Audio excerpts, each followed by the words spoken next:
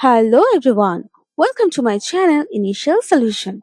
Today in this video I'm going to show you how to hide your email address on LinkedIn. So first go for your LinkedIn profile or account. After that go to this icon of your profile and click on it and go for settings and privacy. Okay, then when you are in this page you have to go for visibility. Then you can see an option as who can see or download your email address. You have to click on this arrow icon and you can select any of this option. But if you want to hide your email address on LinkedIn, that you have to choose only visible to me. Then just go back. So that's it, it's done.